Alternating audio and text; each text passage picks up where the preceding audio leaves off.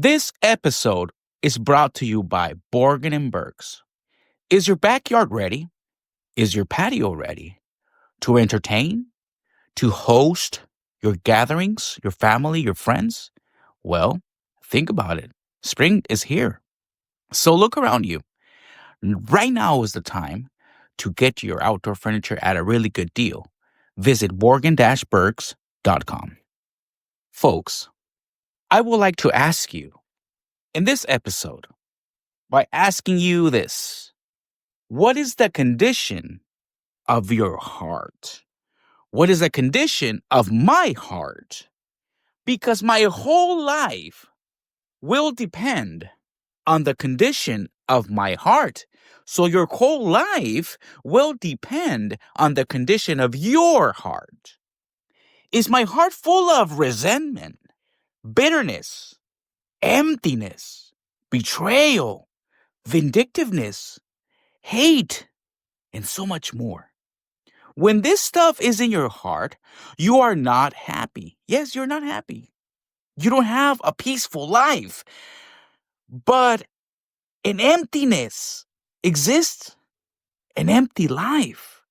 And somebody who has a heart full of these characteristics is always trying to cling to whatever joy they can find, because at the end of the day, there is still a void in their heart, in their lives, when at night they close their eyes. Yes, there's either two hearts that we can have. A heart full of resentment, bitterness, emptiness, betrayal, vindictiveness, hate. And it says on a verse, above all else, guard your heart, for everything you do flows from it. This means all of our feelings, all of our emotions, and thoughts depend on the condition of our hearts. Yes, I'm going to repeat it again. All of our feelings, emotions, and thoughts depend on the condition of our heart. So that verse, above all else, guard your heart, for everything you do flows from it. Above all else, that means that it's crucial. It is of utmost importance that you take care of your heart. Also, your happiness, your love, your affection, your compassion, your peace, your patience, and so much more comes from your heart. Yes. In your life, when you start appreciating life and you start finding joy in life and you are starting to become happiness, and so much patience is being shown by you and compassion for others, it's not a coincidence. No, it's because your heart is becoming a heart that is pure, clean. Why and how? Because a clean and pure heart is loved and cherished by God. Yes. That's why you start feeling that happiness, that peace, that patience, and so much more, because God takes care of the pure-hearted. Yeah, so by taking care of the pure-hearted, He is giving you peace, joy, love, resilience, yes, patience, wisdom, knowledge, purpose. So you and your heart are bond with something beyond our human understanding. That's what I want you to grasp. The importance of being pure-hearted, of having a clean heart, that you are bonded with something beyond our human understanding, yes. And that is beyond what we can touch in this planet. Anything tangible, it's available. But to go beyond our human understanding takes something special in your heart, takes knowledge, wisdom, a higher consciousness. But some people may say, "Oh, I know somebody who suffered innocently." And I know somebody else who also had a pure heart, but also suffered innocently. But why? Why he didn't deserve that, or she didn't deserve that? Well, there is an evil force that hates, that loathes those who have what he once had, but he lost it all. Yes, there is, and there are evil forces, evil entities who hate those of us who have what they once had. The peace that God gives, the wisdom, the knowledge, the purpose, the bond, the patience, the love, the affection, the compassion. They lost it all. And also, think about this. If God's Son suffered horribly, who am I to think that I should not suffer anything? Who am I to question why this person suffers something? Who am I to, in a sense, get upset because this person didn't deserve it? If the apostles also suffered so much for the Lord, who am I to think, not me? Why me? If I think like that, this is a sign of arrogance from me to think why me, or I shouldn't, or why her? She didn't deserve it. That's a little bit of arrogance. The Lord didn't complain. The apostles didn't complain. Why? Because it takes a different heart. Yes, there is a different heart that dwells, that also embraces that, because we mentioned that a pure heart is also resilient. Yes.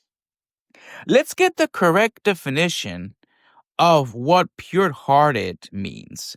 And also, let's get the correct definition of what kind of heart God loves, because it can be interpreted in many ways when we say pure hearted.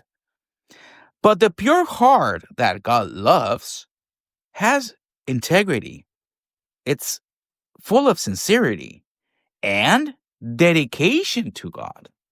In other words, a pure heart is always looking to please God, helps without anything in return. Yes, a pure-hearted person also helps without expecting anything in return, because he or she is doing it out of gratitude first and foremost. A pure heart is looking for an opportunity to offer God the best. And that means also our actions. And that means also helping others. We're doing it out of gratitude, and we're doing it too because we're looking for an opportunity to offer God the best that we can offer. Also emotionally. When you get a chance, read in 1st of Chronicles 29:3. King David offered the best from his own possessions. Why? King David offered the best of his own possessions to adorn God's temple. But why did he do that? Because there was a lot of gratitude in his heart. There was a lot of recognition to God in his heart because he was pure-hearted. Nobody made him do it. Nobody forced him to do it. Also, Abel. Nobody made Abel do the offering to God. No, it was out of a sense of pure heart, a clean heart. Yes. And also, if you keep reading on 1st of Chronicles 29:3, when you get a chance, keep reading all the way, I believe, to 17, if I'm not mistaken. You will read that after he offered the best, also the rest of the Hebrews started offering themselves the best, to the point that he felt the love and he surrendered to God everything. In other words, he recognized the one true powerful God. The recognition is part of a pure-hearted person. The recognition that I am insignificant upon the presence of the one true God. And also, I have a different kind of king that you can read also to see the differences. When you get a chance, read in Daniel 4:30. Nebuchadnezzar said, "Isn't this the great Babylon which I have built by my mighty power?" Wow. Is that an expression of a pure hearted person? Oh, of course not. That's an expression of arrogance, pride, and boastfulness. Yes. You see the two differences of King David and Nebuchadnezzar?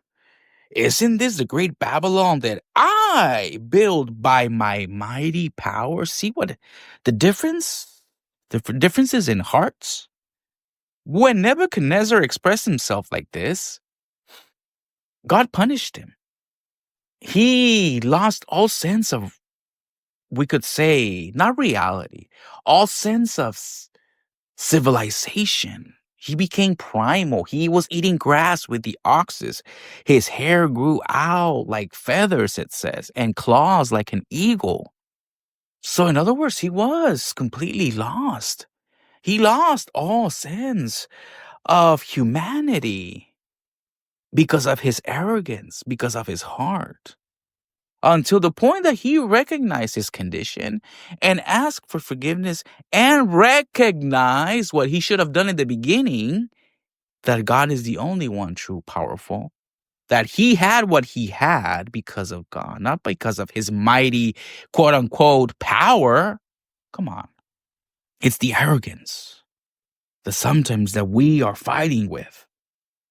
Until eventually he came to his senses and recognized, that's when his heart changed from being a corrupted heart to a pure heart. Now, think on your own. Is there something preventing me? Is there something preventing my heart to be cherished by God? That's a question that everybody needs to ask themselves. You could say privately, in your own time and on your own private space. How is the condition of my heart? Is there something preventing my heart to be cherished by God and helped by God? Because not just drugs and alcohol can be addictive. No. Also, other stuff, other weaknesses that we all may have, because we all have different weaknesses, can become addicting. Fraudulent ways. Some people can help themselves be fraudulent. Some people like to slander other people. They just get a kick out of it. That's their addiction.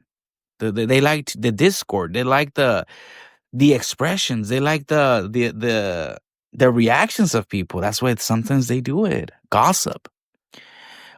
Also, other addictions can be also lechery. My mind, let my mind go rampant and wild and imagining machinations of lechery or fraud or, I don't know, hurting, pain. Yes. If we don't control our mind, if we don't come to our senses like Nebuchadnezzar, we are never going to leave that primal stage. We are never going to leave that horrible state of being, in a sense, animal-like, eating grass like the ox. Now our lives could be that way until we recognize ourselves, until we don't stop, or all of those addictions too that are getting in the way of a pure heart. Because it is hard sometimes to refrain ourselves from those weaknesses that we have. But they become addictions. I may not have a drug addiction or an alcohol addiction, but maybe I have an addiction of corruption, fraud. You know what I mean? My mind runs rampant and imagining pain to others. I get joy from causing discord in marriages, gossip. My mind gets full of lust towards other women that are not my wife. See how we have so many faults that sometimes we don't realize that are faults? We are quick to we are quick to notice other people's faults. We are quick to notice other people's weaknesses. But when it comes to me, there is no weakness. It's not that bad. We need to come to our senses, our spiritual senses. What is the condition of your heart? What is the condition of my heart? I'm going to ask you a question. Have you heard that people say there are sins that will condemn you and there are sins that don't condemn you? I've heard that term. You've heard that term, right? Yeah. Well, there are sins that are light, or there are sins that are not gonna condemn you, but there are sins that are gonna condemn you. You know what are the sins that condemn you? The sins that you don't stop doing. You know what are the sins that don't condemn you? The sins that you stop doing. That's the difference. The ones that you keep doing, they are gonna condemn you. But the sins that you stopped doing are not gonna condemn you. Folks, let's make an assessment. We have time to change the course of our happiness, of our heart, of our life. I leave you with that. Stay tuned to the next episode.